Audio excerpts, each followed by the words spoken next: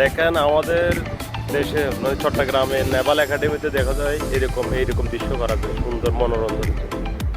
এই দেখো রাস্তার পাশে গার্ডেন, তারপরে এদিকে তারপরে পাশে সমুদ্র, ওয়াকওয়ে, এদের মানুষ পারাপারের জন্য সিগন্যাল, এখানে বটম আছে, বটম দাবাইলে মনে করে সিগন্যালের গ্রিন সিগন্যাল আসবে,